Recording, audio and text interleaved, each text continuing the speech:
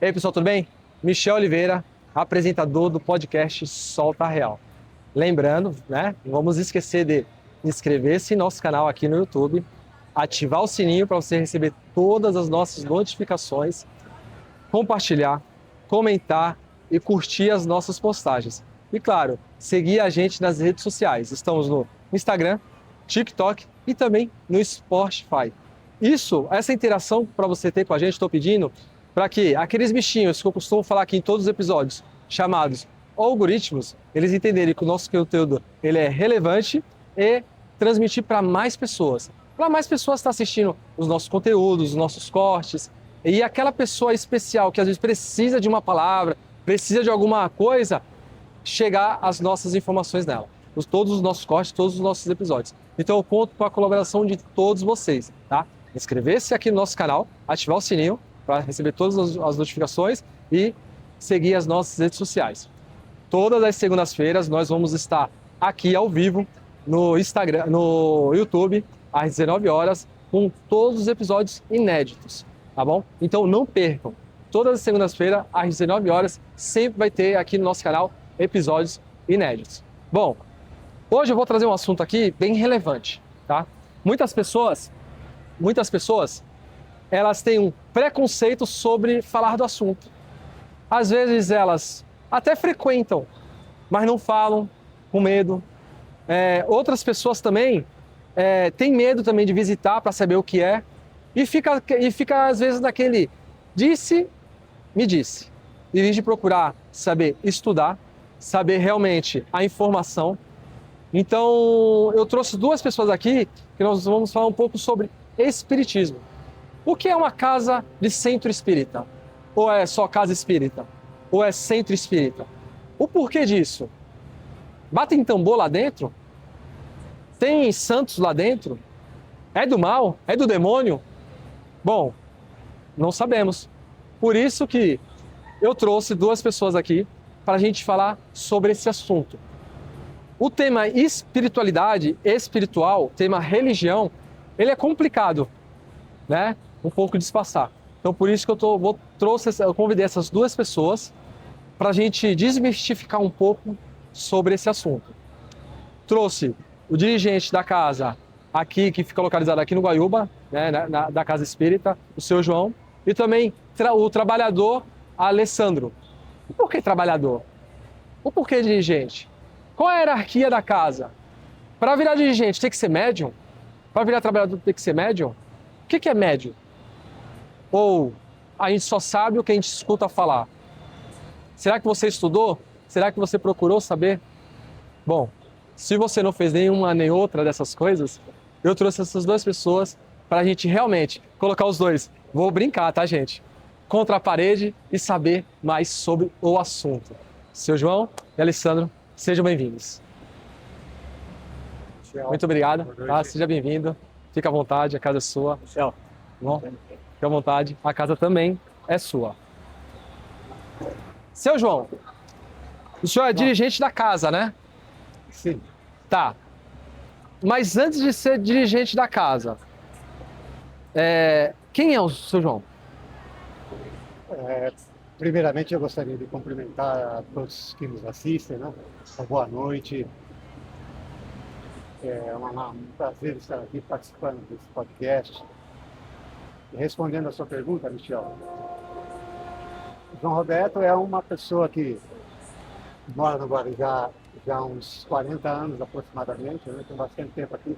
Eu sou paulistano, sou de São Paulo, eu vim para cá, já estou há 40 anos no Guarujá. Sou administrador de empresas, hoje aposentado, né?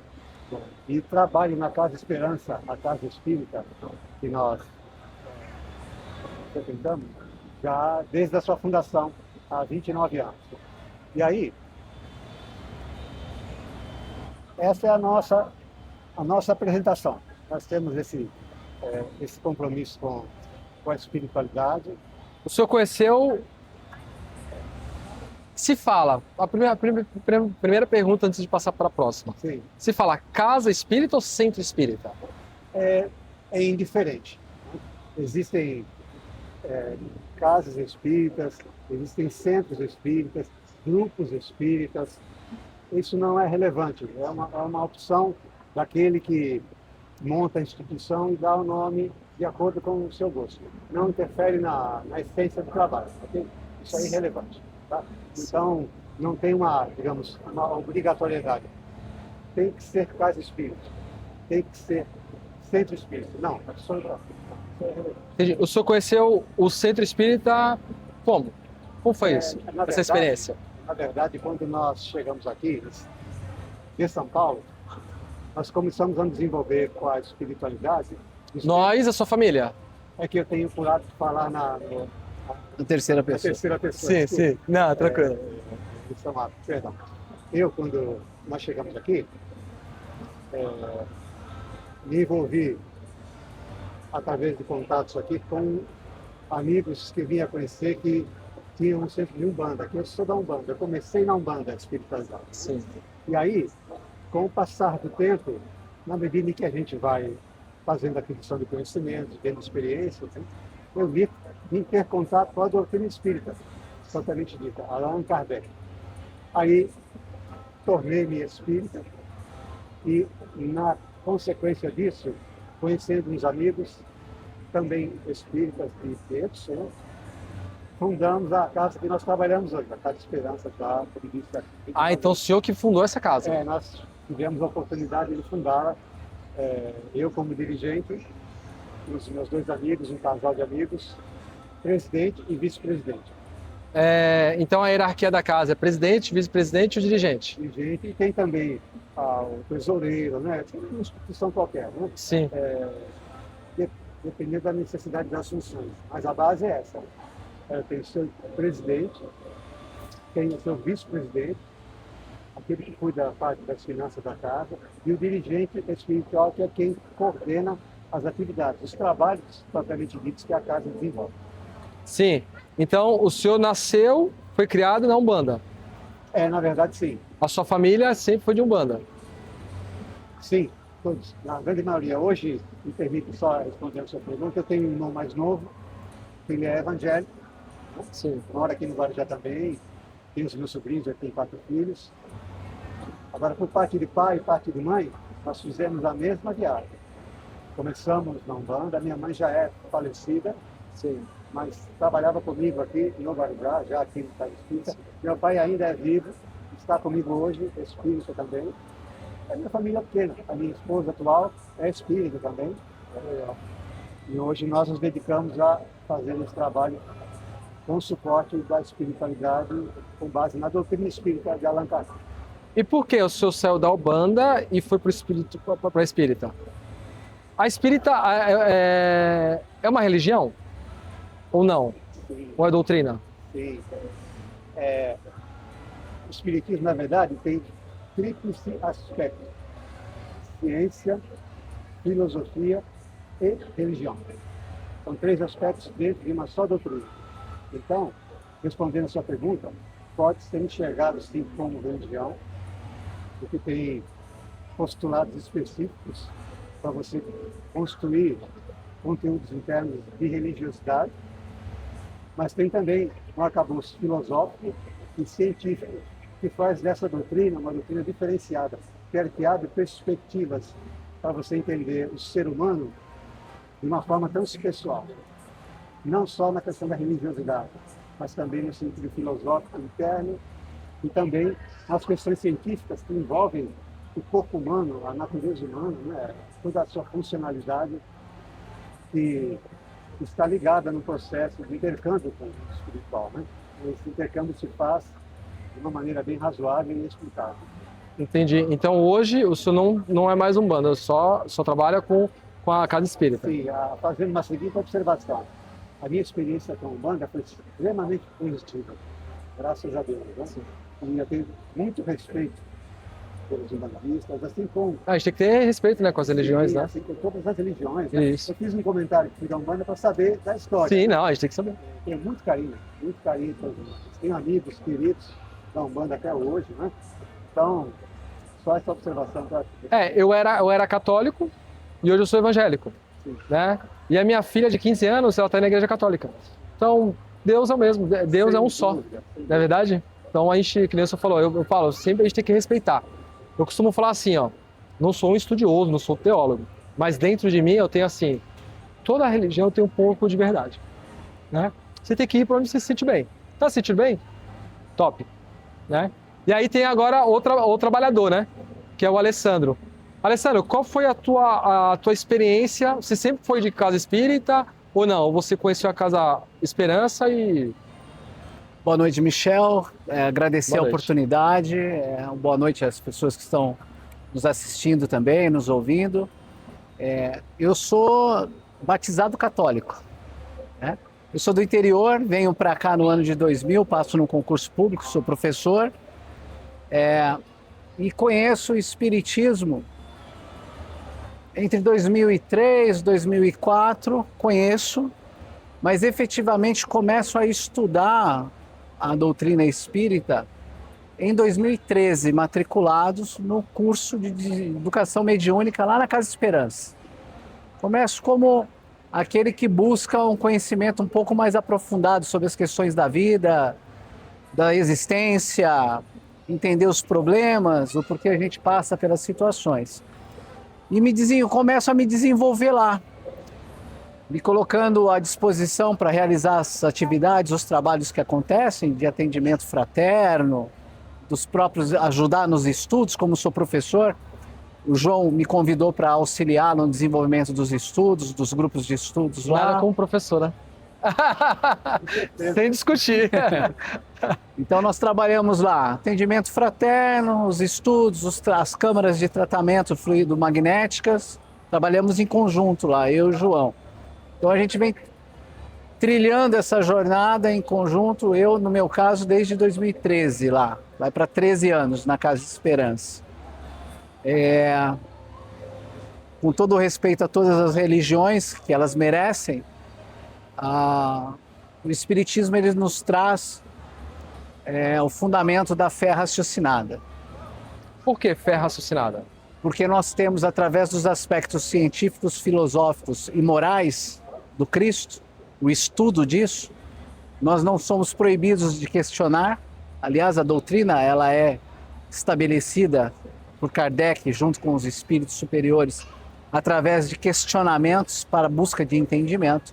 Então, a nossa fé ela é raciocinada porque nós entendemos, compreendemos os fundamentos das leis que regem a vida.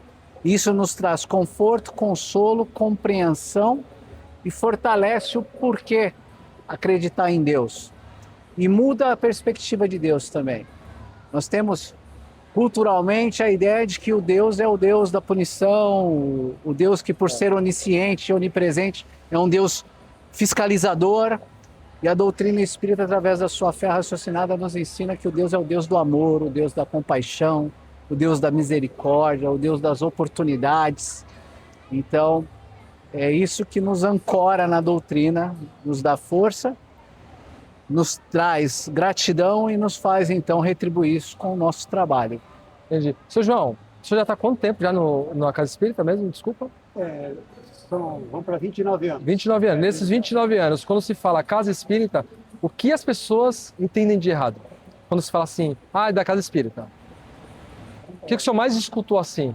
Sim, é uma confusão que se faz por conta do seguinte: o termo espírita ele foi cunhado por Allan Kardec, que é o criador da doutrina espírita. Qual que é a diferença básica? A palavra espiritualista é uma palavra que designa um conhecimento de qualquer pessoa que tenha com relação àquilo que possa existir, que seja transcendente. Por exemplo, você acredita num santo, você acredita em Deus, você acredita na natureza, você acredita em alguma outra força. Esse é um pensamento espiritualista. Então, na grande maioria das pessoas, com exclusão dos ateus, eu coloco ateu em aspas aqui, tá? Todos são espiritualistas e têm uma fé. É ateu até chegar no precipício. Meu Deus, aí vai, Exatamente. aí vai falar, meu Deus. Isso eu coloquei em aspas. Agora,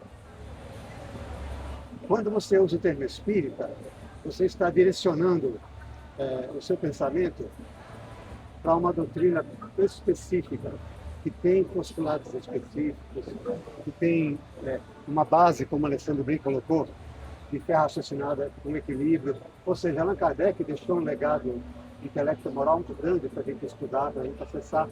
E ele criou esse termo. Então, muitas pessoas se confundem. Eu sou um bandista, então eu sou espírita. Você é espiritualista. Espírita também é espiritualista porque eu acredito no Deus, eu acredito nos santos, eu tenho essa fé. Mas o erro está aí. Por exemplo, a pessoa que, de repente, ela tem um conceito negativo com relação a essas questões da Banda, da Candomblé. Esse conflito que existe, né? Se existe um conflito, uma confusão. Aí você, diante de uma pessoa que tem essa perspectiva, quando você fala para ela que você é espírita, ela vai fechar que você é um cara que não sabe, da macumba. e não sabe exatamente. Então, o diferencial é exatamente esse. O termo espírita foi criado por Kardec para situar, para ajudar a entender que espírita é aquele que estuda, pratica e vivencia os postulados da doutrina. Okay? Isso não significa que nós sejamos melhores que os outros, não é isso não. Existe um diferencial na linha de raciocínio, na proposta de interação com a dor alheia, com o sofrimento alheio, com tudo aquilo que possa fazer com que o ser humano venha a enfrentar os seus desafios. Tem um diferencial grande aí, mas ainda assim, é como nós insistimos em dizer, todo respeito, porque a fé é uma construção muito individual, muito pessoal, é uma construção profunda e ela demanda tempo. Então, está valendo. Allan Kardec, me permite, só para finalizar, tem uma frase dele que eu gosto muito e me ajudou na época a fechar com ele, a me tornar espírita. Ele disse que a verdadeira religião, a religião boa, é aquela que te ajuda a se tornar uma pessoa melhor. Isso é fala dele. Então, não importa qual seja, ele não chega e fala para você, a melhor religião é o espiritismo. Se você não tiver o espiritismo, você está lascado. Não é essa a palavra. Não é isso. Então, agora entendamos, tornar-se uma pessoa melhor, está falando do ser, tá? Não é que você entrou numa religião, daqui a um ano você vem falar para mim, João, pode me chamar de Joãozinho, tá? Me conhece de Joãozinho. Joãozinho, desde que eu entrei nessa religião, já troquei de carro, já estou com um sítio, 2 apartamentos, tinha uma mulher de 50, troquei por Deus de 25. 2 trabalhos, pô. Trocou um trabalho experiente por 2 trabalhos novos. Só um exemplo. Não é disso que nós estamos falando. É você se tornar uma pessoa melhor, interiormente. Então, essa fala de Kardec merece ser destacada. Tá? A verdadeira religião é aquela que ajuda a ser uma pessoa melhor. Se a tua está fazendo isso para você, siga. Não há necessidade de ficar tentando converter ninguém, fazer a cabeça de ninguém, não é porque você está bem. Sim. Agora, se não está, vale a pena pelo menos dar uma reciclada, né? Uma repaginada. Vai tentar procurar afirmação através de outra pessoa, né? Sim, não precisa disso. Perfeito. Alessandro, quando você fala, você é do centro espírita, você vê mais ou menos assim um olhar meio preconceituoso das pessoas ainda hoje? A gente pode definir o preconceito na sua acepção normal de que preconceito é a ignorância, é aquele que desconhece, né? Então acontece normalmente algumas pessoas por não entenderem que é a doutrina espírita, nos olhar não de uma maneira diferente, mas com uma curiosidade. Eu acho que o preconceito ele cai com todo o peso sobre as pessoas quando as pessoas não vivem, nesse caso específico que nós estamos conversando, quando as pessoas não buscam vivenciar aquilo que elas estão ali buscando conhecer. Então, como nós já temos alguns anos vivenciando e trabalhando com a doutrina, no esforço que todos nós executamos de nos melhorarmos, nós não somos nenhum santo aqui, muito, muito longe disso, né? Mas nós podemos dizer sem nenhum orgulho, nenhuma vaidade, que a gente já compreendeu há bastante tempo qual é a proposta do espiritismo, que é essa que o João acabou de dizer, que é, inclusive, Dentro da doutrina nós temos o postulado, né? Reconhece-se o verdadeiro espírita pelo esforço cotidiano que faz por transformar a si mesmo, a sua moral. Então eu acho que a nossa linha de conduta no dia a dia do trabalho mesmo, no círculo de amizade, no trabalho com a família, é um valor agregado para que as pessoas, apesar de não conhecerem muitas vezes a doutrina espírita, nos respeitarem de antemão. Porque os nossos atos acabam atestando de que aquilo que nós estamos buscando em termos de religião tem dado certo, porque tem nos transformado. Então atenua a questão do preconceito, talvez se transforme em curiosidade. Encoraja, inclusive, as pessoas a nos perguntar o que é o Espiritismo, aquilo que você tem buscado fazer essa noite conosco. Sim. O que é o Espiritismo, quais são os postulados, o que isso agrega. E eu acho que vale a pena a gente já deixar aqui também muito bem instituído que nós somos cristãos. Nós seguimos a moral do Cristo. O Cristo é o nosso modelo e o guia. Quando a gente diz que o Espírito é aquele que se busca transformar moralmente, a nossa ética moral é a do Cristo. O Espiritismo, ele crê realmente em Jesus Cristo. Sim. Como espírito puro, evoluído, governador deste planeta, referência moral a ser seguida. E o Pai é Deus. No Espiritismo Exatamente. também segue o mesmo raciocínio. Exatamente. Deus, Jesus Cristo, mandou para a Terra. Perfeito. Nós temos 5 postulados básicos. A crença no Deus único, a crença nos espíritos, a crença na comunicabilidade dos espíritos, a crença na pluralidade das existências, a reencarnação, e a crença na pluralidade dos mundos habitados. Esse mundo habitado seria o quê? Planetas. Outros planetas. Habitados por outros espíritos, a depender dos níveis evolutivos. Então cada planeta tem uma evolução. Nós temos nesse universo infinito diversos planetas com níveis evolutivos diferentes dentro de uma escala de progresso, tanto da humanidade espiritual quanto dos próprios planetas. Entendi. Seu João, o senhor falou que o senhor fundou a Casa Espírita Casa Esperança, né? Participei da fundação. Isso, participou. Para se fundar uma, precisa ter um médium na casa? Precisa ter alguém já que recebe alguma coisa, recebe os espíritos ou não? Na verdade, tirando toda a parte burocrática que se faz necessário para você constituir uma instituição, né?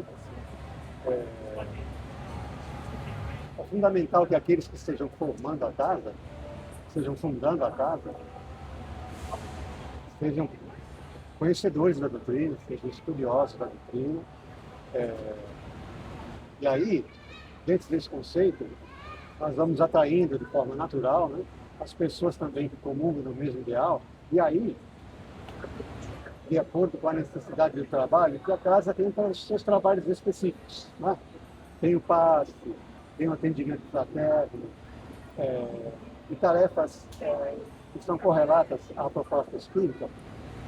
Você vai identificando as pessoas que estão mais aptas a fazer esse trabalho. Aí entra o médium.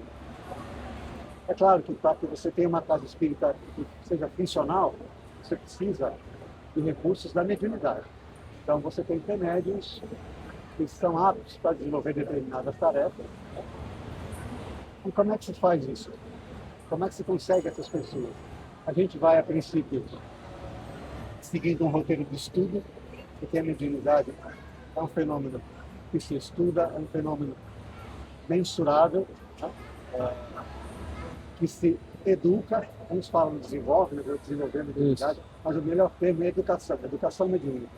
Você educa, você progride nesse processo de educação mediúnica e vai se ajustando às necessidades das tarefas da casa. Isso é gradativo. Dificilmente você já começa com uma casa com 20, 30, 40 médios, a não ser que você traga de algum outro lugar. Pode ser. O que aconteceu com a nossa? Nós tivemos alguns companheiros que vieram Trouxe de outro lugar. Fizeram uma composição conosco, e aí começamos a desenvolver o trabalho, e aí a casa vai expandindo, né? À medida que o trabalho vai subindo, o corpo mediúnico, que nós chamamos, né? O corpo da quantidade de médios, né? Ele vai aumentando. E aí a gente vai dividindo as tarefas, como o Alexandre já mencionou aqui, nós temos trabalhos específicos, né? tanto eu como ele somos portadores de mediunidade. A verdade é a mediunidade é um fenômeno de predisposição orgânica. Vocês dois conseguem, são médium. Sim, vamos abrir um parênteses aqui. Médium, todos nós somos em maior ou menor grau. A mediunidade não é um fenômeno especial para pessoas especiais. Não é. Cada espírito, assim como nós, né, tem toda uma bagagem, tem toda a sua história. Falo como reencarnacionista, acreditamos nas reencarnações. Né? Então hoje nós chegamos aqui com essa bagagem e são recursos que nós temos para desenvolver novas aptidões. E a mediunidade é uma ferramenta que nos permite fazer isso. De que forma? Através do intercâmbio com a espiritualidade. Através da intuição. Sexto sentido? Seria isso? Esforço.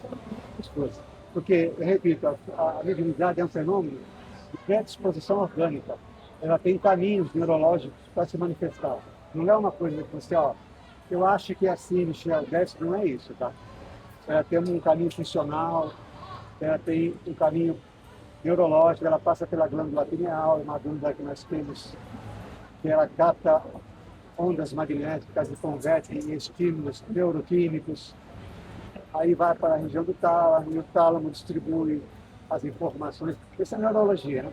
Por isso que nós falamos, é o aspecto científico do espiritismo, nos ajudando a encher o fenômeno, entender o fenômeno e dar margem de segurança para ele, para não ser uma coisa mística.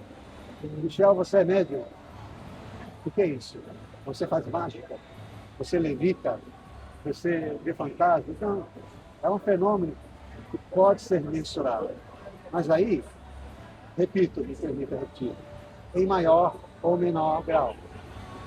Aqueles que têm a mediunidade ostensiva, eles têm um compromisso maior com ela. Os que têm uma mediunidade não tão ostensiva, algumas vezes até estática, passam por essa vida sem ter um maior envolvimento com ela, mas nem por isso deixam de ser médiuns, deixam de ter sensibilidade para captar o que vem do alto. Tá? Então, finalizando a resposta, é importante que nós tenhamos médiuns na casa espírita, senão ela não funciona. Ela não atinge o seu objetivo, que é atender a demanda, né? Atender as pessoas, mas com uma proposta. É o atendimento espiritual. O atendimento espiritual só se dá com uma mediunidade bem estruturada. Bem ali. Eu acho importante, desculpa te interromper, Michel, a título de complementação. Eu acho importante frisar para as pessoas que estão nos assistindo que a mediunidade não é um privilégio ou é uma questão específica do espírita ou do espiritualista. Ela é um fenômeno natural da natureza da vida, com sede orgânica, como o João bem colocou aqui. E o fato de uma pessoa não ter uma mediunidade ostensiva, de fácil percepção, não quer dizer que ela não esteja em contato com o plano espiritual. Esse contato ele é incessante. Ele se estabelece através de ondas magnéticas, numa mesma faixa e sintonia do plano espiritual com o plano material. E não depende de se acreditar. O fato de se acreditar e conhecer o fenômeno nos dá margem, então, a trabalhar com ele de maneira segura e efetiva em favor de si mesmo e em favor do próximo. Isso é muito importante entender. É um fenômeno da natureza, não é relativo, ele é absoluto. A mediunidade. A mediunidade. O que é a mediunidade? É a capacidade, o fenômeno de você estabelecer o contato com um plano diferenciado do plano material, o plano espiritual. Sim.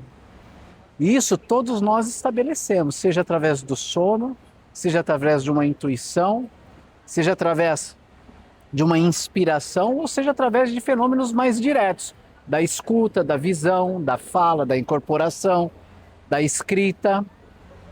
Nós temos níveis e categorias diferentes de mediunidade, mas todos nós, nas palavras de Allan Kardec, todo ser humano é médium, porque todo ser humano está em contato com o plano espiritual e se relacionando com ele, influenciando e sendo influenciado pelo plano espiritual.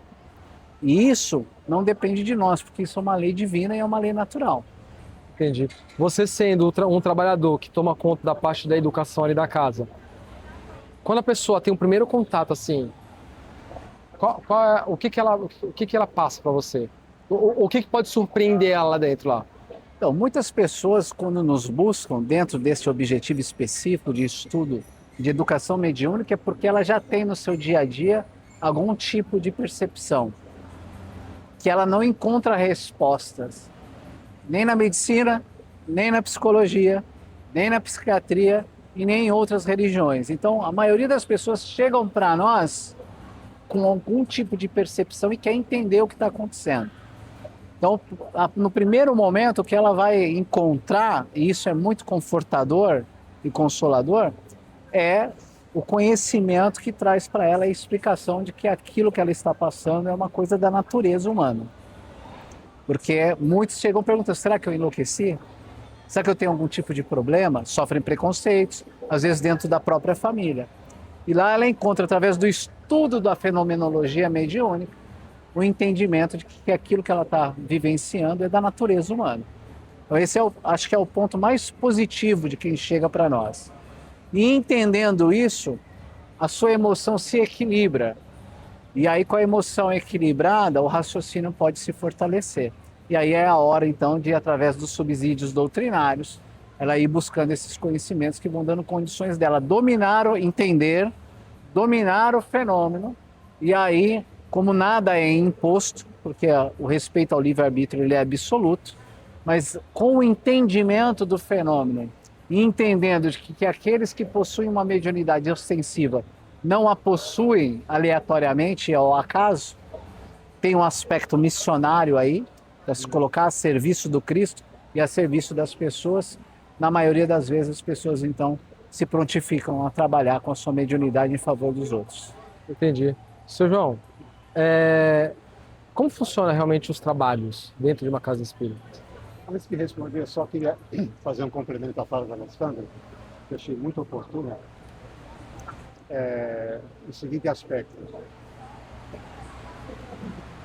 não existe nada mais delicado do que você estar com um problema relacionado a uma mediunidade em descontrole, e você for procurar ajuda, você não for bem orientado. Isso é muito delicado. Eu estou dizendo isso porque quando você vai a uma casa espírita com esse problema, o Alexandre deu toda a diretriz. Você tem um suporte para que você possa ser acolhido e venha compreender o fenômeno, tá? De maneira natural, deixando fluir aquilo que seja necessário. E às vezes, se você não tem o conhecimento, você vai procurar ajuda, dependendo de onde você for, você vai, além de piorar, você vai ser lesado monetariamente, você vai ser enganado, você vai ser ludibriado. Isso tem muito. Tem. Infelizmente, né? Infelizmente tem. Então, em nome de Cristo, muitos estão milionários. Destacar isso aí. Muitos pregam, como eu posso falar, a humildade na frente de todos, mas por detrás o ego é maior do que tudo. Dai de graça o que de graça recebeste. Esse é o ensinamento. Essa é a ideia. Mas para algumas pessoas dai de graça o teu, que o meu eu vou somar com o meu. Respondendo a sua pergunta com relação aos trabalhos, né? Isso, como que funciona realmente os trabalhos numa casa, no centro espírita? Na verdade... É todo mundo de branco realmente ou não? Não há necessidade, não, absolutamente não. Porque quando fala assim casa espírita, imagina o quê? As pessoas devem imaginar o quê? Pô, é todo mundo de branco, todo mundo, né? Sei lá, né? Todo mundo... Será que eu vou ver espírito lá dentro? Será que eu vou... né? A pessoa se assusta, né? A pessoa fica meio que assustada. Será? O que é? Esse será que é o X da questão. Perfeito. Na verdade, Michel, é assim. Você pode ir numa casa espírita onde você encontra as pessoas todas com a camiseta da casa. Pode acontecer, tá? Como se fosse um uniformezinho. Sim. Mas só isso, nada mais de branco. Não há necessidade, absolutamente não. Tá? Não faz diferença alguma para aqueles que nos ajudam. A espiritualidade não. Seria um capricho nosso, né? Agora, os trabalhos, eles estão divididos de acordo com as possibilidades da casa, os recursos que ela tem em termos de espaço. Isso é importante, você tem que ter espaço para fazer um trabalho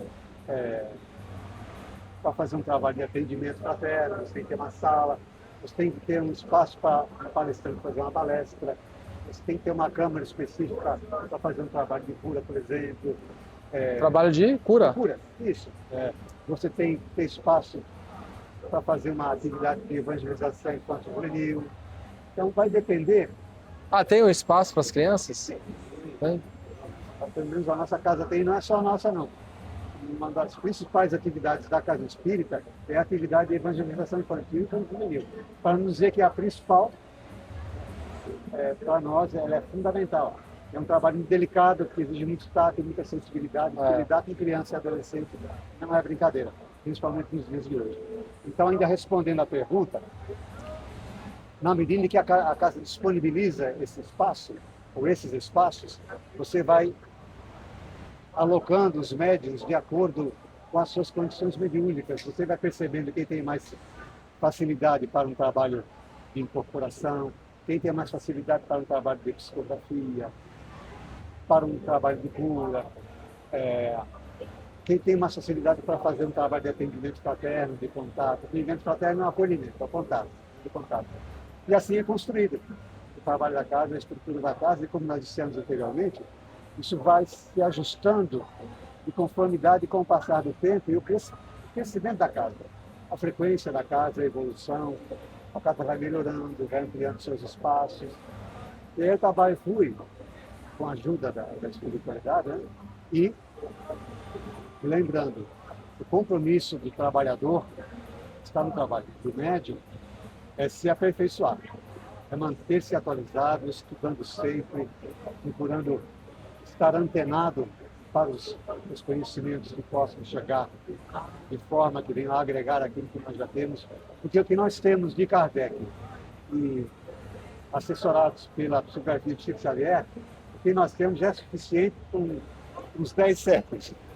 O que nós já é mais do que suficiente, mas ainda assim, a ciência, a medicina, ela tem contribuído de maneira bastante positiva, né? Através dos estudos das associações médicas espíritas, né? Para que a gente possa ter mais recursos para lidar com o fenômeno mediúnico de forma sustentável, de forma raciocinada, com muita fé. Então, é dessa maneira que a gente procura fazer o trabalho. Finalizando, alocando os passos, distribuindo as tarefas, identificando as mediunidades, né, de uma forma que elas sejam bem ajustadas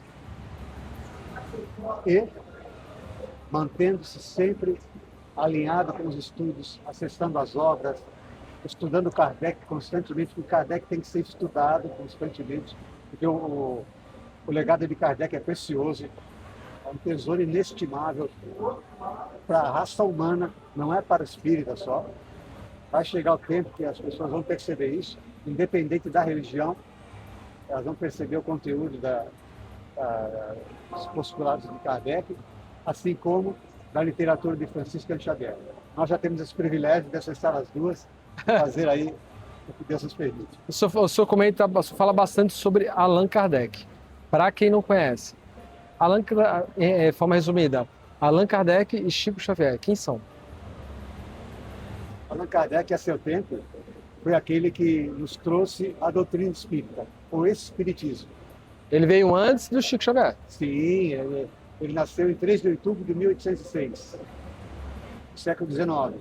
Então ele veio e através de um método que aqui nós não vamos conseguir dizer, porque ele é muito extenso, né? Mas ele compilou aquilo que nós chamamos de Pentateuco, as obras básicas da doutrina espírita, né? Dentre elas, me permita destacar, está o livro dos médiuns, que nós estamos falando muito de mediunidade, né? Sim. Allan Kardec legou um livro falando sobre o assunto, é uma obra-prima para quem quer entender sobre o assunto, entender realmente sobre mediunidade.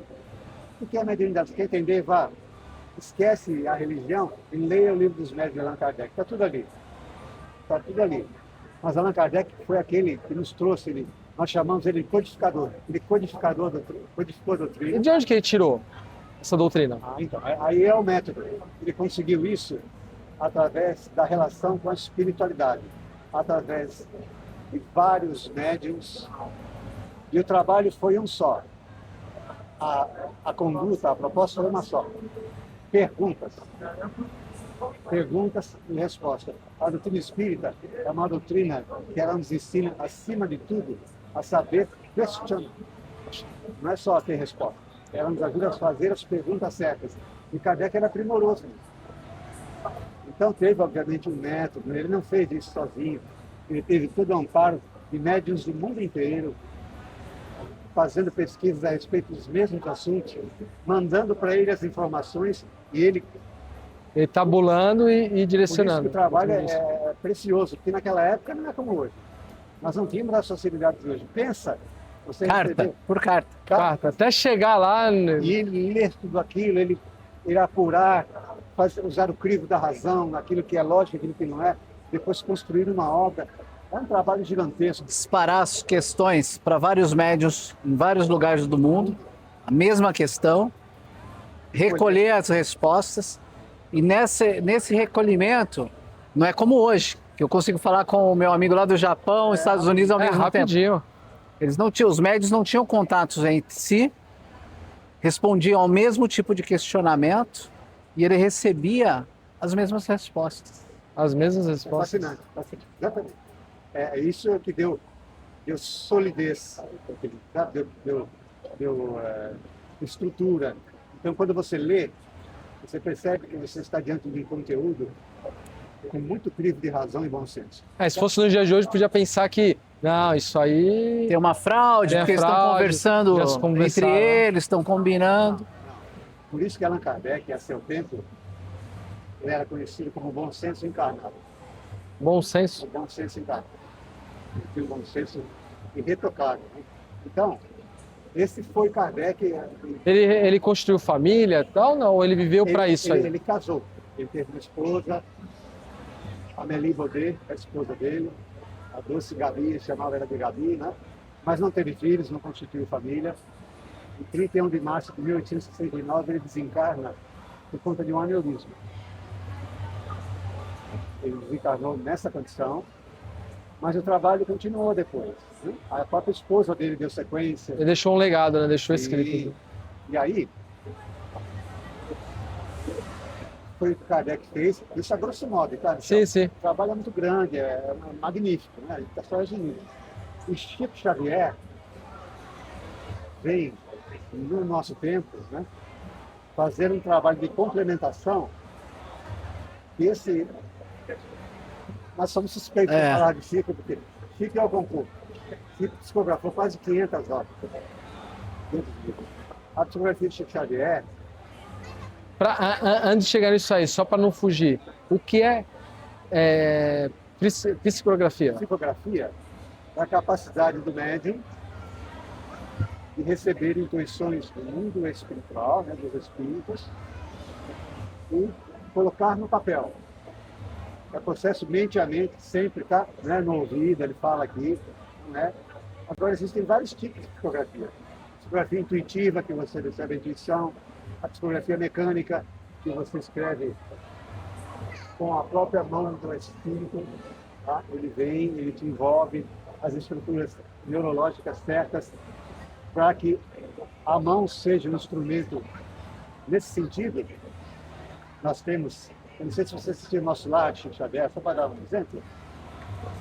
Chico Xavier, na psicografia mecânica é escrito igual, tá? Entenda como escrito igual. O espírito que ditava a mensagem, ele fala ditar, porque dita e está copiando, né? Sim. Ele assinou e a assinatura serviu de comprovação para um caso de um jovem que estava sendo julgado, ia ser preso, né? Sim. E a mensagem veio com a assinatura dele, que estava desencarnado, para provar que aquilo que tinha acontecido não era verdade, que estavam inventando alguma coisa. Ele falou, não, eu não morri assim, eu morri por causa disso, disso, disso. Essa pessoa não tem culpa, eu falei isso e eu estou assinando. Pegaram a assinatura dele através do Chico, o Chico assinou, foram comprovar e foi dado como... Foi absolvido. Foi absolvido. Com a assinatura, veja só o que é isso. Pegar a identidade do rapaz, como é que o Chico ia conseguir fazer isso? Se ele nem conhece o menino, faz nada. Vou dar só um exemplo bem rasteiro assim. Então o Chico Xavier veio para iluminar a humanidade. A psicografia dele é iluminadora. Ela vai servir, Michel, me acredita, fazendo uma premonição de luz para muitas décadas, ainda para muitos séculos, ela vai servir. Porque é magnífico. O trabalho que Chico Xavier fez, não só de psicografia, tá? A psicografia foi o trabalho base dele. Mas a mediunidade de Chico Xavier, ela era completa. Um dos médios mais completos do planeta, se não ou mais. Né? Chico Xavier viveu todas as experiências de mediunidade que você pode imaginar. Mas ele se dedicou no final da vida dele à psicografia. Foi o trabalho de caridade que ele fez para conosco, ao qual nós reverenciamos com muito carinho, porque é uma criatura que esse que nos fala particularmente tem um amor por ele muito grande. Gosta bastante. Pelo que ele fez e que ele legou por nós. Toda a sua vida, não era? Quase 500 obras psicografadas, nenhum real de direitos autorais para ele, Bem destacado. Nada, zero. tudo doado. Quase 20 mil cartas consoladoras de espíritos que faleceram consolando seus entes através das cartas. Um trabalho incansável, incessante e inigualável. Debilitado, Debilitado, saúde física, sempre foi debilitadinho, saúde. sempre foi tadinho. Sempre. Mas ainda assim, Mas tinha algum motivo para ele estar assim debilitado? Da vida passada É da dele, ele falava é- alguma coisa ou não? É da natureza humana, Matéria. nós estamos sujeitos à lei as leis materiais e a matéria ela vai se deficitando com o tempo. Aproveitando esse gancho, para o espiritismo, a dor que nós sentimos, ela é um aprendizado? É uma Sem forma de dúvida. aprendizado? Ela é Seja dor física Sim. ou sentimental? A dor, a princípio, a dor ela é uma consequência de uma semeadura anterior, sempre. E ela é uma ferramenta da pedagogia divina. Ela está sempre vinculada a uma necessidade nossa de aprendizado e de progresso. Na maioria das vezes, aquilo que nós, por livre e espontânea vontade, através do uso do nosso livre-arbítrio, nós não optamos pelo aprendizado correto, nós vamos aprender através da dor, porque a dor sensibiliza o espírito. E ao sensibilizar, ao rebaixar a vaidade, ao rebaixar o orgulho, ao rebaixar o egoísmo, a gente se abre então a um poder superior e a um entendimento de que nós não podemos resistir às leis maiores. Então isso acontece muito com o processo de envelhecimento, com o processo de adoecimento. Então muitas pessoas mudam perspectivas e posturas de décadas no leito de morte ou durante o processo de envelhecimento. Que a gente falou no início, né? Os ateus, né? Porque o espírito ele está mais sensível naquele momento porque ele se vê menos potente. Você falou de sensibilidade, realmente. As pessoas às vezes quando tá na beira, realmente ela começa a ver alguns entes, né? Isso não é só uma experiência, isso são várias pessoas que falam isso, né? Elas começam a ver pessoas, né? Exato, e isso Em é volta explicado. dela. Isso é explicado por quê? Quanto mais vigor há na matéria, mais forte o laço que prende a matéria ao espírito. E mais Bloqueando um pouco essa parte bloqueando mediúnica. o contato com o plano espiritual. O processo de envelhecimento, o processo de adoecimento, uso de drogas, uso de álcool, crianças mais novas que ainda não estão plenamente acopladas no seu corpo físico, acessam com mais facilidade o plano espiritual. Então é muito comum, sim.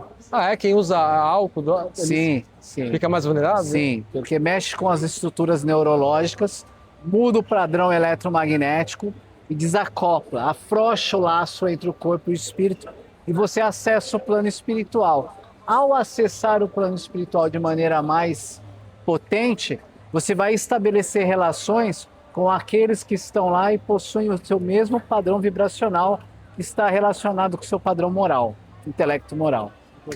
Então há aqueles que quando estão, por exemplo, num processo de adoecimento, que acessam o plano espiritual e veem entes amados, entes queridos que já partiram antes deles.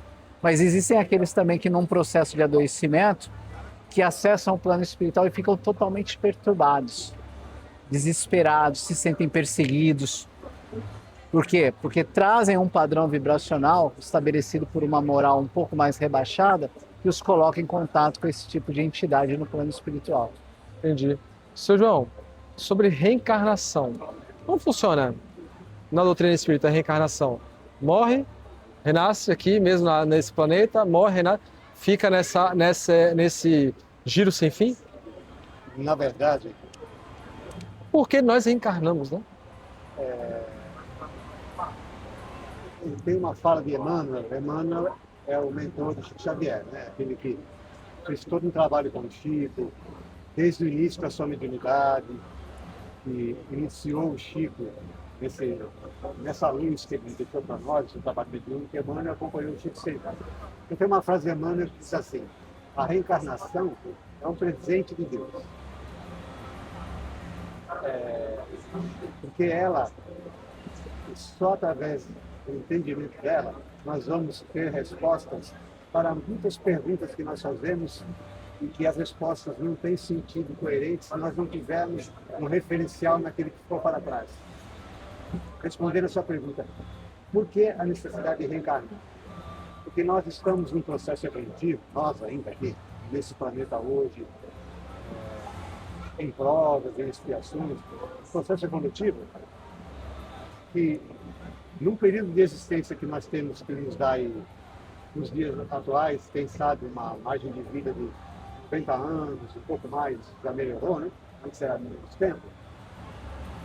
Nós não vamos conseguir, nesse período de tempo, estabelecer um nível de evolução que já nos permita, quando nós deixarmos o corpo, já fazermos uma ascensão e irmos direto para o reino dos céus, como nos convida Jesus. Né?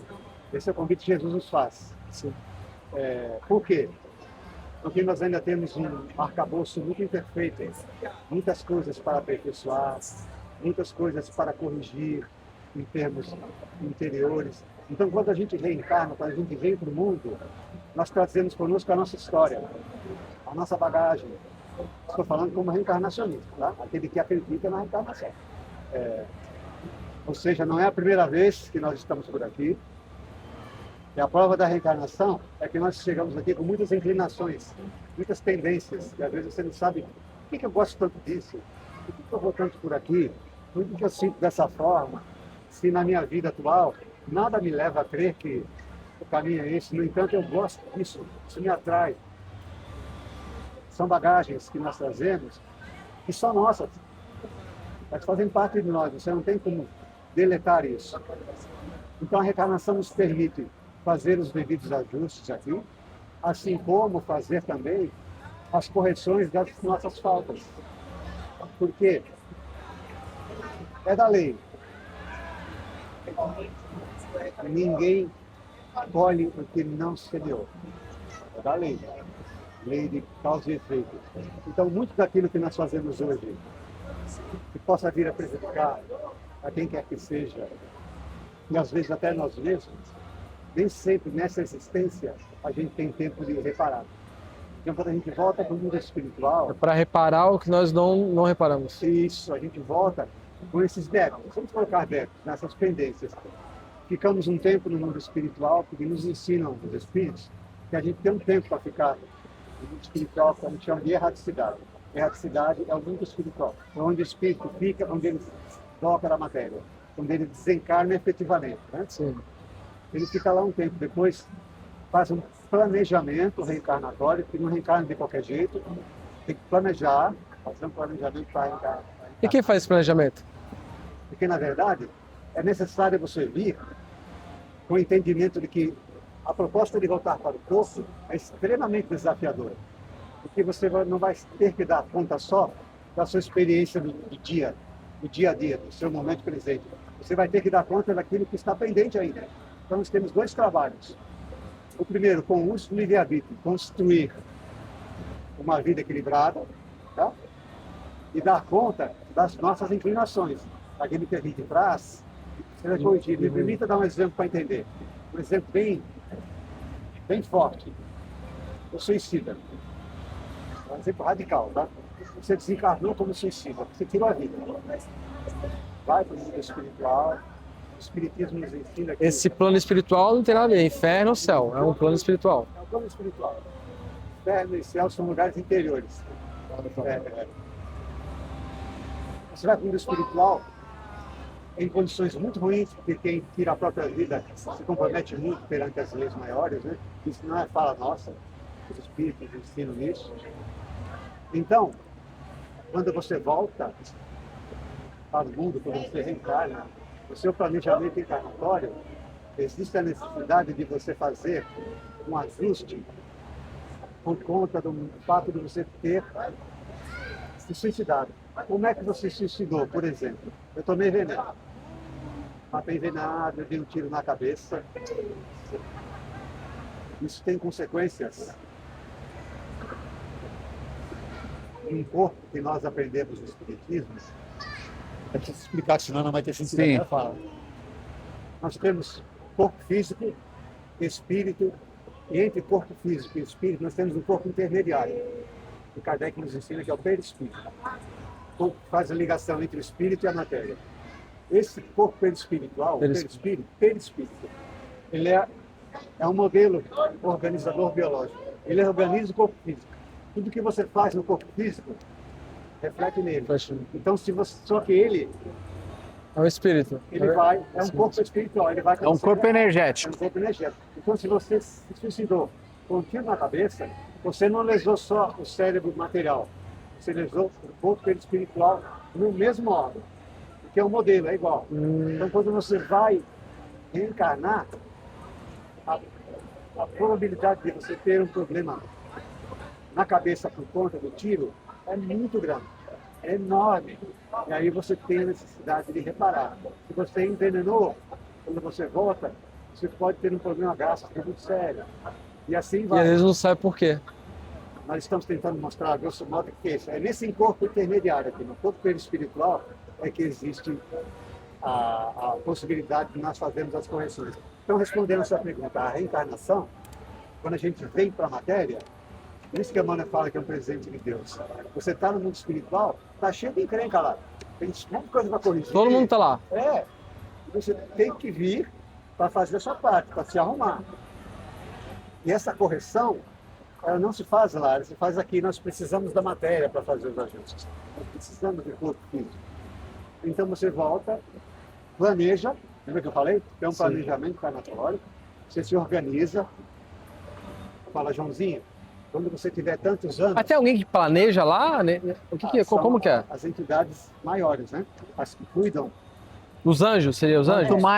Quanto mais moralizado você é, quanto mais moralizado, ou seja, quanto menos você fere a lei divina na sua vida, quanto maior o seu conhecimento da vida, maior a sua independência no processo de planejamento. Quanto menos você conhece da vida e quanto menos moralidade você tem, mais o seu planejamento está na mão dos instrutores superiores espirituais. É igual criança. Quanto mais infantilizada ela é, menos autonomia a gente dá para ela, sim ou não? Sim. Porque senão ela vai errar. Então, quanto mais a criança se desenvolve, cabresto, né? Senão... mais a gente vai dando independência. Não é assim que funciona? Sim. É a mesma coisa com o espírito.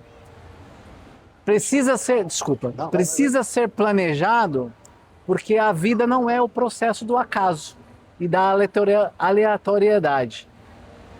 Há uma missão a se cumprir, há o que se fazer, o que se reajustar e o que progredir também.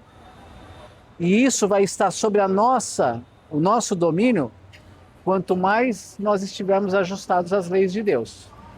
Se nós, por ignorância ou resistência ao bem e inclinação ao mal, nós não nos ajustarmos às leis de Deus, quando nós precisarmos retornar, nós vamos estar nas mãos de espíritos superiores, que trabalham a bem do amor, da misericórdia de Deus, mas também da justiça divina.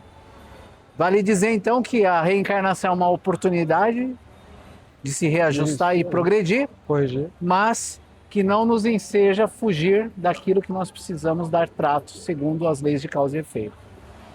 Perfeito. Michel, só complementar. Sim, Me veio pode agora falar. uma, uma intuição aqui, para dar a entender que o comentário que nós fizemos aqui com relação aos efeitos do problema do suicídio, tá? Eu dei um problema radical, para não estar parecendo que é meio italiano, sabe? Olho por olho, dente por Sim. dente. Veja, vamos tirar essa visão da seguinte forma. Num planejamento encarnatório, o suicida, quando ele reencarna, quando ele vem para a Terra, a parte mais delicada, na verdade, não é só a questão do problema físico que ele vai ter, é a inclinação suicida. Você desencarnou suicida, você vai voltar, e quando você chegar aqui, vai ter um Predestinação a suicídio também? você vai ter a inclinação, ela vai bater na porta de novo. A vontade de suicidar. Esse é o principal problema. Estou correto, meu irmão? O maior desafio É o dele. desafio. É você passar pelaquela necessidade, aquele momento. Isso, muitas vezes, vira uma bola de neve. Você volta, suicida de novo, e vai, suicida de novo, e vai até uma hora que a espiritualidade tem que tomar providências para que isso cesse. Senão não tem fim. Deu para entender? Deu. Por isso a necessidade de ser bem planejado e, obviamente, bem orientado. Entendi. Ô, Alessandro, você, né, vou repetir aqui, da parte educacional. Qual é o maior erro de quem busca uma resposta espiritual? O maior erro é achar que o fenômeno mediúnico, ou seja, essa relação com o plano espiritual está sob a nossa responsabilidade. Chico Xavier já dizia seu tempo que o telefone toca de lá para cá, né? Então não está sob a nossa responsabilidade o nosso comando. A espiritualidade trabalha no tempo dela porque ela tem condições de verificar as nossas necessidades e o bem do nosso progresso. Então, a doutrina espírita, a casa espírita, a doutrina espírita, ela busca, então, primeiramente, desmistificar o fenômeno mediúnico. Então, nós não trabalhamos com adivinhação, nós não trabalhamos... Se você adivinhação, já ia perguntar da Mega da próxima novidade. então, a gente não faz isso, né? Nós não estamos lá sentados numa mesa para sermos consultados e acessar o espírito e dar respostas. Não é assim que as coisas acontecem. Eu acho que o maior engano de quem vai buscar a casa e o fenômeno mediúnico é nesse sentido.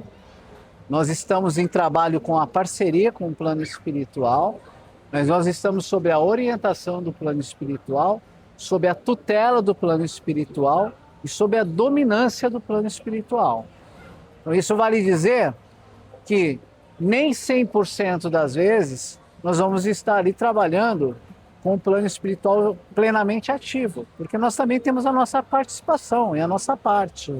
Então tem ali o valor do trabalhador espírita, do médium ou do trabalhador espírita, dando a sua cota de caridade, o seu tempo, o seu abraço, o seu ombro amigo, o seu ouvido, né?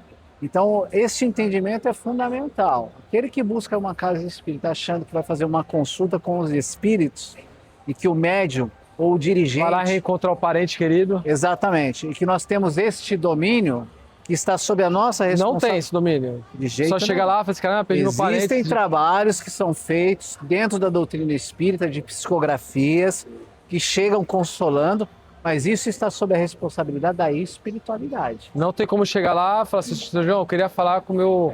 Há a possibilidade de eu chamar ele, sei lá. É importante a sua pergunta para deixar assim, muito bem claro que uma casa espírita ou uma casa espiritualista que se propõe a fazer um trabalho desta maneira não está fazendo um trabalho com idoneidade.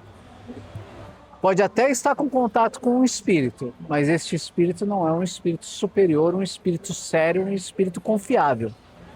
Mas eu falo assim, eu acho que já deve ter acontecido isso na casa de vocês, a pessoa ir procurar vocês porque ela quer falar com o parente que diz, meu parente morreu, eu queria muito falar com ele, eu queria... Mas, permita-me. Claro, por favor. Dentro da proposta do Espiritismo... Porque as pessoas se sentem perdidas, né? Nós só podemos ajudar nesse sentido através da psicografia, cartas de consolo, como o Chico fez muito, né?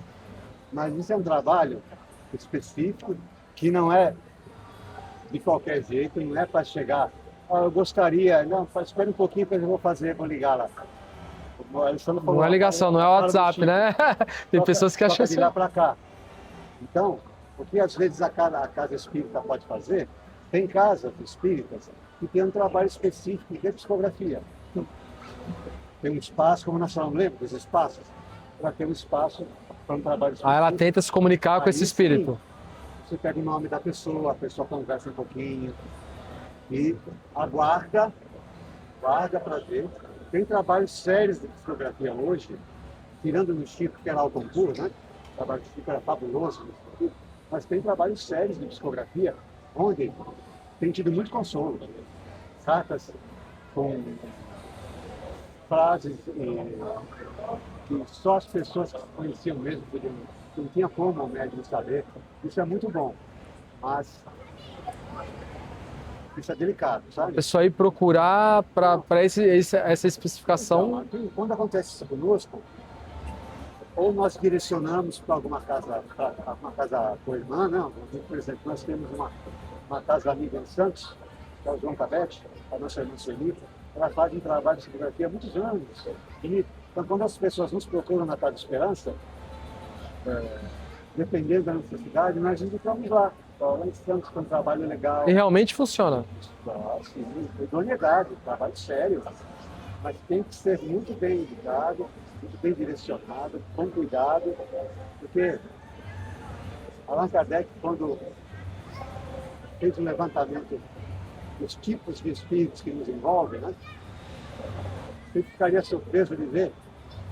E ficaria não, sabe por quê? Porque é que nem aqui.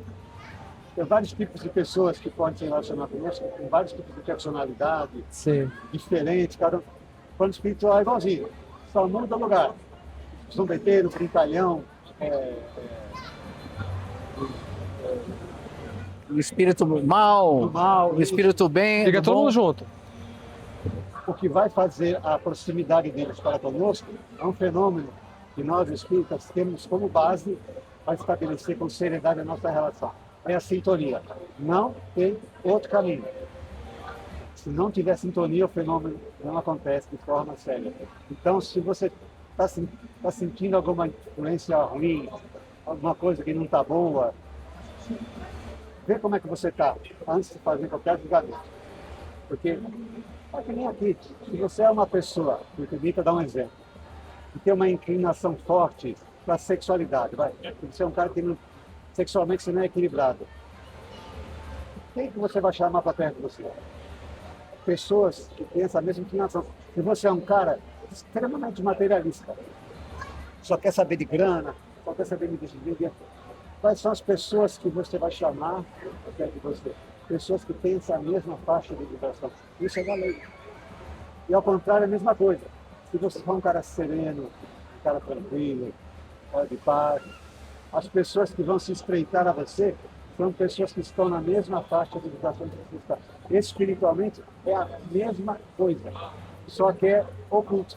Não é ostensivo. Você não está vendo. Você não vê o espírito, né? Então, mas é o fenômeno mesmo. É a sintonia, é a base. É o que nos dá segurança para falar desse assunto sem misticismo. Eu acho que é assim, não acho nada. É certeza, é sintonia. Eu estou sendo obsediado, estou sofrendo um processo obsessivo. Tem alguma sintonia que não está legal aí. Às vezes a pessoa não gosta, né? Sintonia. É sintonia que é lei. É assim que funciona. Isso é fé raciocinada. Isso é coerência. Isso nos ajuda a ajudar as pessoas a entenderem melhor o que está acontecendo com elas. Porque quando você vai num lugar e fala, eu estou com problema de obsessão, estou cheio de espírito, a pessoa, vamos fazer um trabalho. Aí resolve isso. R$5.000, está tudo certo. Estou falando barato, hein? R$5.000, não é? Paga R$5.000, vai tirar todos os espíritos. Você paga R$5.000, não tira nada, o espírito não quer saber de dinheiro, tá? A pessoa às vezes. A gente vê aí. A gente vê.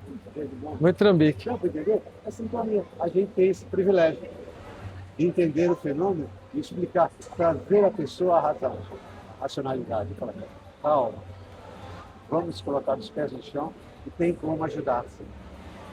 Porque Allan Kardec, no Livro dos Espíritos, uma resposta fascinante. perguntaram para ele, Allan Kardec, ele perguntou para os espíritos, na verdade, e perguntaram para ele, como é que nós fazemos para afastar os maus espíritos? E a resposta veio da seguinte forma, é só atrair os bons. Os bons para poder caminhar. Você atrai os bons, onde tem luz não tem sombra, né? Verdade. Por isso que eu estou cheio de luz aqui. Deu para entender a resposta, a clareza do raciocínio? Como é que afasta os maus espíritos? Você podia falar, você faz isso, você faz aquilo, você põe incenso, você põe vela. Deixa comigo que eu faço trabalho. Joga pipoca, faz diabo. Allan Kardec, os espíritos falam para ele, você atrai os bons, por causa da sintonia. Aí como é que atrai os bons? Aí você Falar em sintonia e bons. E o que se fala sobre anjos na Terra? Os anjos, dentro da concepção espírita, são espíritos evoluídos. Com asas, com... É mais misticismo, as asas, todas aquelas armaduras, né? Os anjos somos nós daqui a uma longa caminhada, quando nós formos nos burilando, nos purificando, nós alcançaremos esse patamar de evolução também. Dentro da doutrina espírita, o que existe é Deus, o princípio material e o princípio espiritual. Quando você liga a matéria ao princípio espiritual, dentro de um processo de desenvolvimento, chega uma hora que nós nos tornamos seres humanos. E caminhando dentro desse processo evolutivo, por centenas e centenas de anos, através das diversas experiências que vão nos moralizando e que vão também abastecendo o nosso intelecto, nós vamos alcançando níveis evolutivos, espíritos imperfeitos, nós vamos caminhando desde o primitivismo até alcançar a angelitude. A angelitude é o grau máximo de evolução que um espírito pode buscar. Angelitude. A angelitude, exatamente. Em termos intelectuais e em termos morais. É o que a gente costuma dizer, estar face a face com Deus, pelo conhecimento pleno das suas leis. E essa angelitude não é um local de estagnação e de descanso eterno, muito pelo contrário. O mais perfeito trabalha mais. Então, Cristo é um espírito no seu último, Jesus Cristo é um espírito no seu último grau de evolução, que trabalha a serviço de Deus, desenvolvendo planetas e humanidades, entre elas a humanidade terrena, o nosso planeta Terra. Entendi. Quem frequenta a casa espírita nunca sofre com a espiritualidade? Nunca o quê? Nunca vai sofrer com a espiritualidade? Muito pelo contrário. Vai entender por que sofre.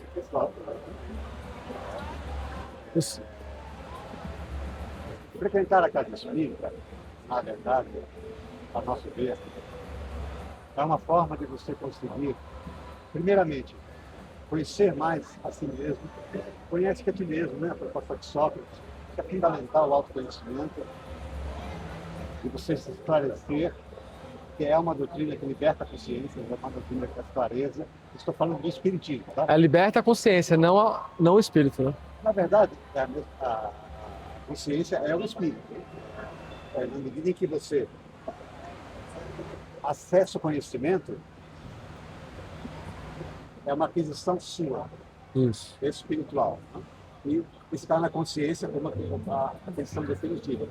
Então, quando a gente fala que é uma doutrina que liberta a consciência, faz com que a consciência, quando ela está presa em dogmas, em conceitos equivocados, com o esclarecimento, ela se liberta. Ela tem mais condições de ter perspectivas diferentes daquilo que está diante de si.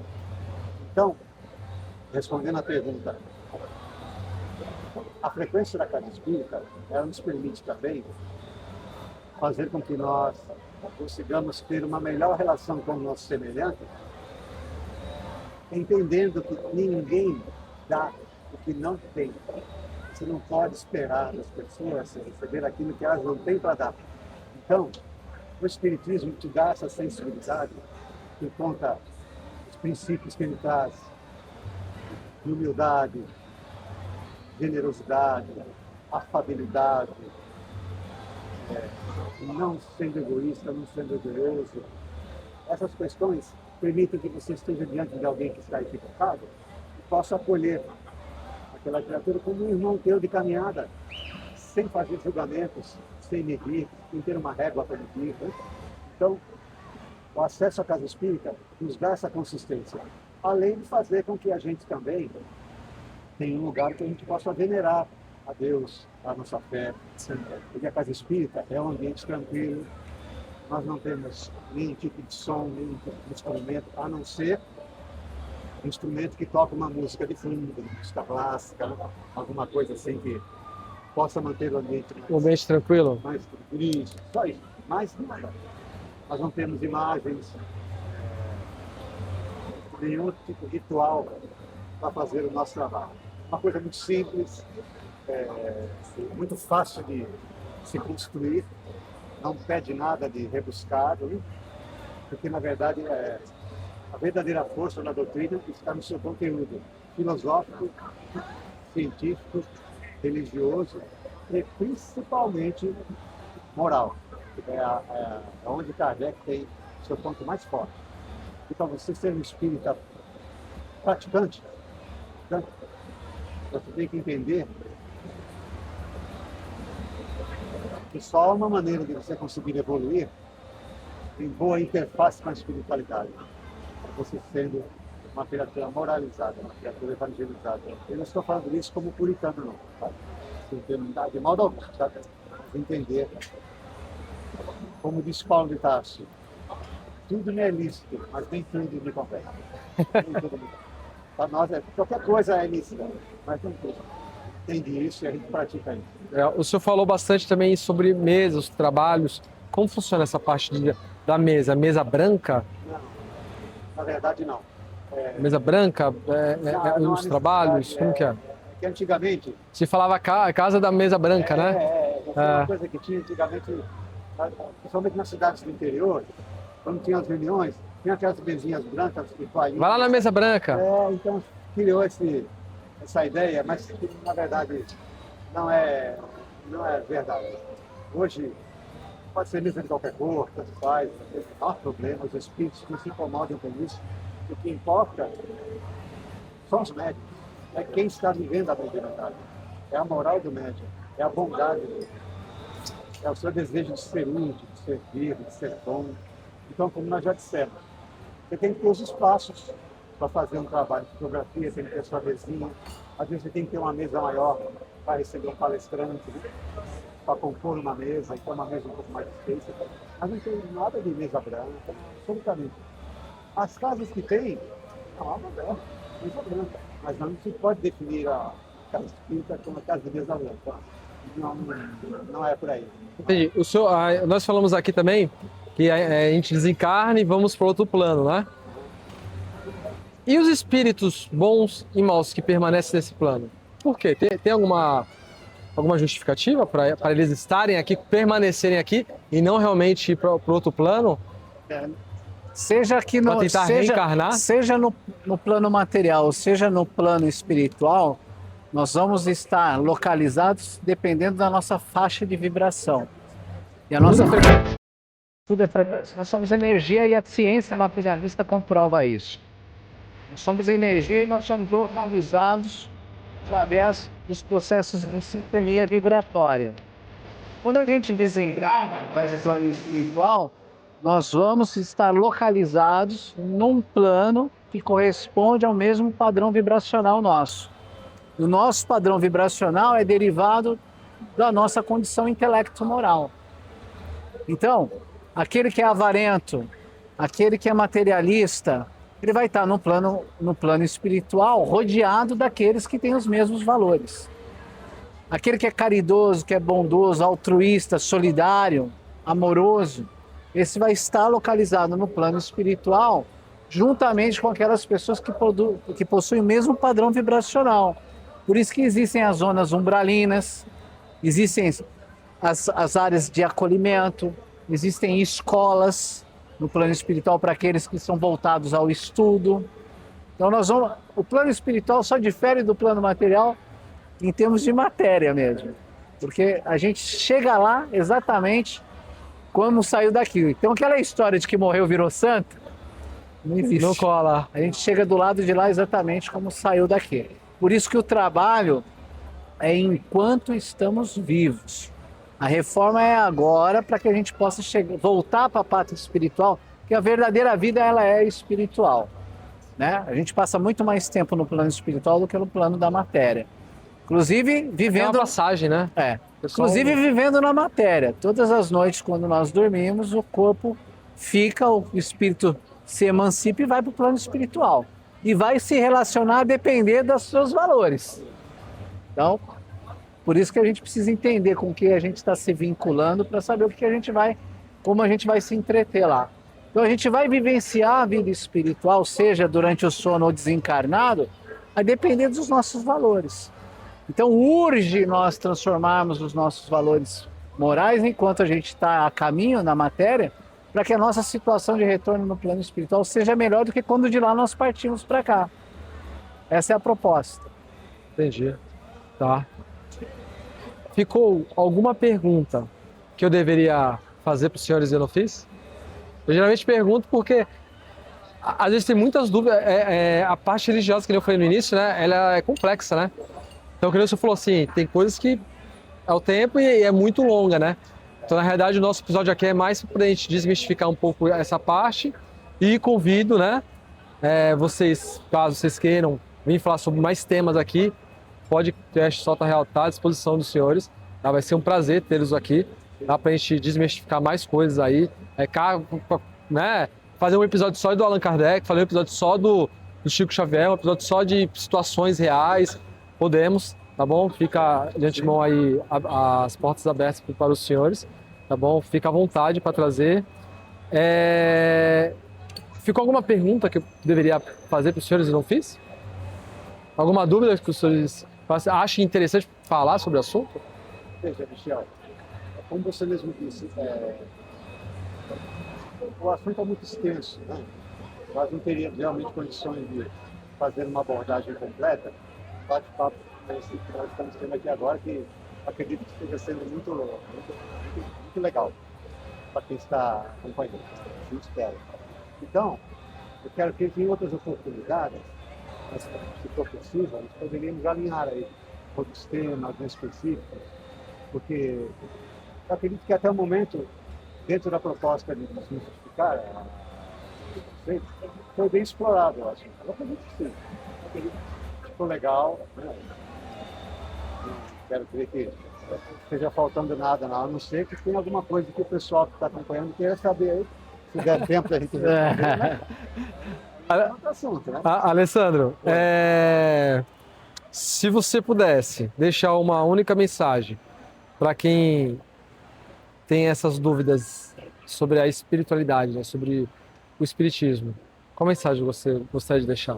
Eu traria a mensagem de Kardec de que não é fora da religião e não é fora do espiritismo que não há salvação, é fora da caridade não há salvação. Então, independentemente da religião, o que vai nos salvar, ou seja, o que vai nos religar com Deus, o que vai nos fazer acessar o reino dos céus, é a capacidade de nós colocarmos o nosso amor em ação. Isso é caridade. É sermos benevolentes, é sermos indulgentes uns com os outros e principalmente de nos perdoarmos. Que todos nós estamos a caminho. E este caminho há muitas tentativas, há muitos erros. E se Deus nos perdoa, por que não nós não nos perdoarmos? Então acho que a mensagem é essa. Fora da caridade não há salvação. Falar sobre perdão. O perdão, ele, se não perdoar aqui, você carrega isso contigo, né? Essa mágoa, né? E é muito ruim, né? O que a gente... Primeiro de tudo, o entendimento é que o perdão, ele é bom para quem perdoa. Porque limpa a alma, limpa o espírito. é um peso que você tira de si, que te permite seguir adiante. Porque a justiça não está nas nossas mãos. A justiça está a cargo do mais alto. Só ele tem condições de julgar. Só ele tem condições de entender aquele que errou, aquele que magoou. Então, quando a gente não quer perdoar, porque a gente quer ferir, a gente quer julgar, a gente quer condenar. Só que a gente não consegue atuar no outro. E aí o peso desse sentimento recai sobre nós mesmos. Então o perdão é bom para quem perdoa. Tá bom. Seu João, uma última pergunta. No Espiritismo, porque algumas pessoas falam, né? Então eu vou perguntar o que as pessoas falam. Quando a pessoa tem um problema com a outra, às vezes ela reencarna como pai, como filho, como genro, para poder se relacionar e tentar ajustar o passado. É verdade? Ou é mito? E não é isso não. É verdade. Essa, inclusive, é uma das bênçãos da reencarnação. Né? Não segue cada um para um plano, tem que, às vezes volta para poder realmente falar sobre perdão. Porque nós temos que partir do princípio de que nós somos espíritos imortais. Né? Então, se você está numa mesma família, por exemplo, e existe um conflito entre você e seu pai, você e a sua mãe, você e seu irmão, e um conflito importante, aquela coisa que distancia, que afasta, que rompe laços, né, que não deveriam ser rompidos, né, pela natureza. A espiritualidade entende que nós precisamos fazer esse acerto de harmonia, que nós não vivemos, nós não nascemos para viver nos odiando uns aos outros. A proposta não é essa. A proposta é para que nós nos amássemos uns aos outros. Jesus já recomendou isso. Assim como recomendou também que nós nos reconciliássemos com o nosso adversário enquanto estivéssemos a caminho. Está no Evangelho, reconcilia-te com o seu adversário enquanto estiveres a caminho com ele, que depois vai ser mais difícil. Então, quando você termina uma existência é o que a gente vive agora, tá? Sim. Vida é uma só. Existências são múltiplas. Por isso que um dos pilares do Espiritismo que a Alexandre colocou é a pluralidade das existências. Existências são várias etapas de uma vida. A vida é eterna. Quando Deus te criou, Ele fez único, singular e eterno. Mas você tem várias existências. Esse período que nós estamos vivendo aqui é uma existência, é um ato. Agora, a vida é eterna. A vida é uma só. Então, quando numa existência existe um conflito forte assim, você termina uma existência distanciada daquela pessoa, quando você vai reencarnar, a espiritualidade faz de uma forma que vocês, às vezes, nasçam no mesmo lado. Não necessariamente como pai e filho, mas em outra condição, irmão, irmã, cônjuge, às vezes, Para poder se para alinhar. poder fazer o ajuste. E a gente percebe isso na nossa vida. Às vezes a gente tem mais afinidade com um amigo de fora do que com alguém que é de laço com sua vida. Minha experiência, que gosta de uma pessoa que gosta como se fosse um Aí irmão. ele fala assim, o santo bateu. Então, É o jargão, né? respondendo a sua pergunta, isso não é mentira. Isso acontece. Se nós pegarmos a literatura de Chico Xavier, nós vamos ver um mar de situações envolvendo esse caso, mas com dramas ferozes, dramas difíceis, muito graves, exigindo do espírito a necessidade dele ter essa percepção. Opa, deixa eu entender bem por que eu estou tendo essa dificuldade com essa pessoa. E nesse aspecto, meu irmão, a doutrina espírita ela é preciosa. Porque ela nos traz os elementos para você lidar com isso com uma fé raciocinada, não uma fé cega, aquela fé que faz com que você chute a mesa na primeira situação, não quer saber de nada disso, estou com o saco cheio disso e quebra tudo. Não, você pensa, você fala, então peraí, se eu estou tendo dificuldade com você, é sinal que eu tenho que aprender alguma coisa. Uma coisa eu tenho que aprender, porque não está certo, porque Deus não erra. Se você for falar que não, você fala, então você vai ver o cara falar para você e fala, pô pai, tinha que mandar de novo esse tráfico do meu lado aqui, por exemplo, né? Tinha que vir comigo essa tranqueira de novo. Aí a espiritualidade responde, tem, porque enquanto vocês não se alinharem, não estiverem bem, um com o outro, vai se repetir, Vai seguir. vai acontecer dessa forma. Então, se alguém que estiver nos ouvindo, estiver vivendo uma situação dessa, vale a pena arrepender. Não é porque o Joãozinho está falando. Eu também tenho esses problemas. Sou uma pessoa comum. Eu tenho dificuldades. E eu tenho compromisso de, nessa vida, tentar corrigir. Se eu não fizer, eu não posso me queixar numa outra encarnação, porque eu sabia. É muito mais grave, porque pelo de Jesus. A quem muito foi dado, muito será pedido. E o espírito não tem essa de masculino, feminino, macho e fêmea, né? Nós vivemos as diversas experiências a depender das nossas necessidades de aprendizado. Ora masculino, ora feminino. Bom, Encarnados. seu João, tira na parte do centro espírita, da doutrina espírita. Qual mensagem o senhor gostaria de deixar universalmente, né? Para as pessoas que estão nos assistindo aqui? O senhor sendo dirigente já há 20 e poucos anos já nessa doutrina. Eu tenho sim, tem uma mensagem que é muito carinho. E eu peço licença para fazer a menção a Allan Kardec. Fique à vontade. Aprendi com ele. O ponto forte da doutrina do Espírito, da doutrina toda, é quando Kardec nos propõe a nos tornarmos pessoas de bem. O homem de bem. E ele tem um trabalho muito bonito em cima dessa proposta. É você, a cada dia, tornar-se